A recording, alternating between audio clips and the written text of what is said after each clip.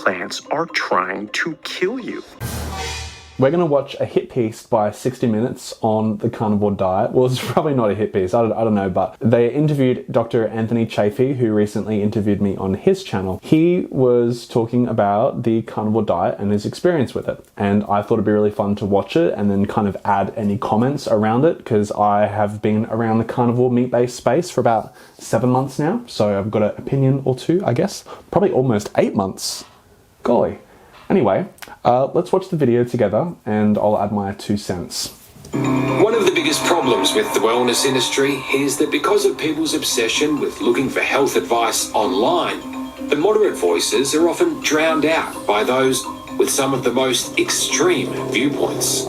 Firstly, the reason that a lot of us do have extreme viewpoints is probably because we've tried a lot of the moderate balance type things before and they haven't worked. Like myself, I tried whole foods, I tried normal whole foods, I tried plant-based, I did vegan, raw vegan, 80-10-10, I did paleo for a stage, and I gave up for a stage. I had a lot of organic junk food and then, you know, went back to whole foods. So like I've tried moderation and I still had autoimmune issues, gut health issues, fatigue, low energy, mood swings, all that stuff. So yeah, extreme things come when you get desperate. Absolutely, because you've tried all the normal things. So I don't think there's anything wrong with that.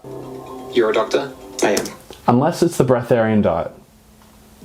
When was the last time you ate a vegetable? Probably about 5.5 years ago. Why? Plants are trying to kill you.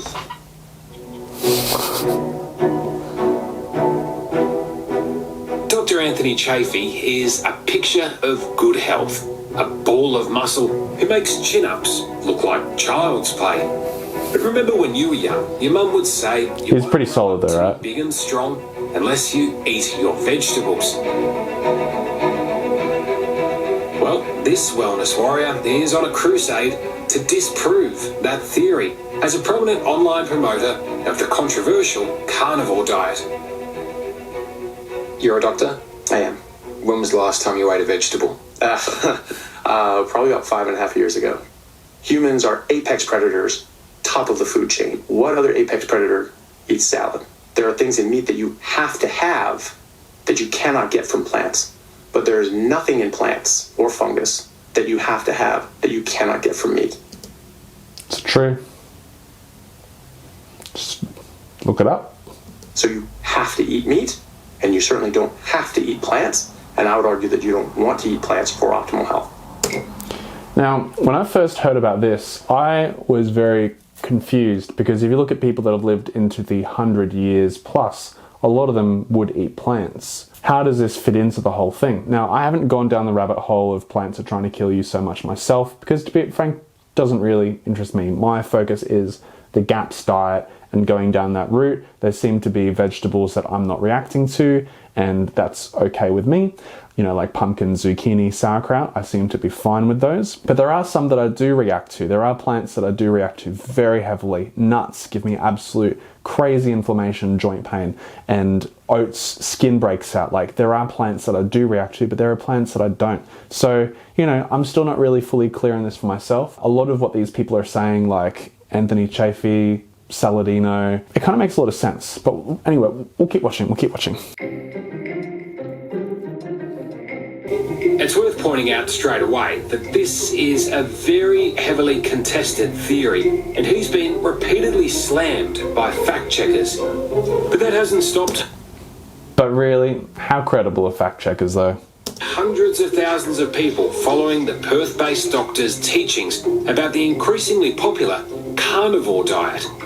Here's exactly what it sounds like. Animal products only, and no bread, fruit, or, heaven forbid, a vegetable. Take yesterday, for example. What did you have for breakfast? I only ate once yesterday. I found a place by the hotel that had ribs and a stack of burger patties with bacon. And that's all I ate yesterday. How many ribs? How many burger patties? I had a full rack of pork ribs, and then the stack of patties was 3 patties. They had cheese and 6 slices of bacon. Not full slices, but just little pieces. It sounds like a lot. And it is, but it also isn't. So this is something that I've experienced since going into the meat-based thing. Prior to doing it, I would eat maybe 250, 300 grams at most in a sitting of meat, which is pretty standard if you go to a steakhouse or something like that. You get steak and chips on the side. It's usually like 250 grams, 300. But eating this way, your body adjusts to eating more animal products. So when I started, I was eating maybe 250 grams at a go, but now I can easily eat 500 grams of lamb, beef, chicken, no problem. Like for dinner tonight, I had probably 650 grams of lamb, and I did not feel sick, full, bloated, tired at all after it. So it sounds like a lot of meat that he's talking about, and it is, but your body adapts. Like traditional medicine, doctors would say that's not just unhealthy, that's dangerous. Yes, absolutely. But those same practitioners and that same advice has gotten us fatter and sicker than we've ever been in human history. True. Are you in heaven right now? Yeah, absolutely. Yeah. So this is like going into a candy store for me. You sure you don't want some salad? I do. Go on, look at that goodness. Yes. We sat down to a meal together at meat restaurant Macelleria, and Anthony tucked into another 1.5 kilos of beef and lamb, while I complimented my meal with a supposedly toxic salad. That's pretty healthy, I'm told. I literally wouldn't touch that salad right now. Maybe the zucchini don't react to cucumber very well, but he's cranking up. He's eating double. He's a big dude. I'm just a little dude. But yeah, some people do 1 meal a day. Some people fast. Some people eat 3 meals a day. But you figure it out, as you go. Is it? Dr. Chaffee is convinced that plants are a potentially deadly food source after being taught that by his university professor 2 decades ago. But now, in the age of people searching for health solutions online, he's found a huge following, eating up his teachings. So I remember thinking in my head, I was like, but vegetables are still good for you though, right? Like overall. And my professor of cancer biology just looked at us and gave us a funny look, and he said, I don't eat salad. I don't eat vegetables. I don't let my kids eat vegetables. Plants are trying to kill you. And so in my head I said, right, okay, I'm just going to stop eating vegetables. There'd be a lot of people watching this now thinking, Such a good soundbite. By the way, plants are trying to kill you. this bloke has lost the plot. Yeah, oh yeah. Your viewpoint is very much the minority. Absolutely. How can so many health experts be wrong? Well, people were wrong about a lot of things. The most of the experts thought that the world was flat at one point, right? That changed. Brussels sprouts had 136 known carcinogens. Plants are trying to kill you. Well, they're doing a pretty lousy job of killing us, aren't they, Dr. Anthony? Spinach, kale, lettuce, celery, cabbage, cucumber. Dr. Chaffee is another online health spruiker who's been taken to task by Dr. Iz, the self-styled TikTok health watchdog. You don't need a gym membership. You can just run along here. Dr. Iz says while wellness trends might be new and exciting, the simple fact is that what'll actually keep you healthy is fairly ho-hum. And that's kind of the problem. What is the secret to good health? The secret is actually not so secret. Simply following general lifestyle principles that have been well established for decades. 5 times a week of 30 minutes of moderate intensity activity, making sure you're consuming sufficient amount of plant-based foods, reducing our intake of red meat, and also having lots of whole grains. These things are the secret.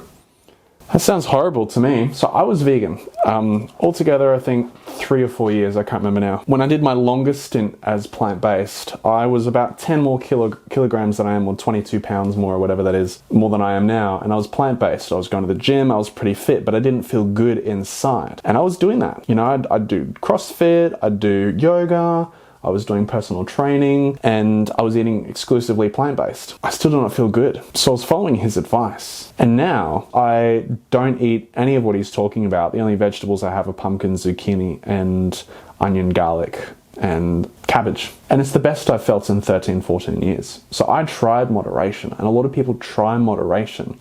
But when your gut is messed up, like mine, when you have autoimmune conditions and symptoms, normal might not work for you. So modern health issues require sometimes modern solutions, but often primal solutions. See what else he's got to say. I hate it when people blanket statement that stuff like that, though. They like this. My dude, my guy, my brother in Christ has obviously never had a food intolerance or a reaction to food in his life. That's pretty boring. It is boring. It's boring. But you know, I'm not going to click on that Instagram ad. exactly. And that's why those things don't gain the reach that the other trends and fads do. And that's part of the problem. People think it's a secret. It's no secret.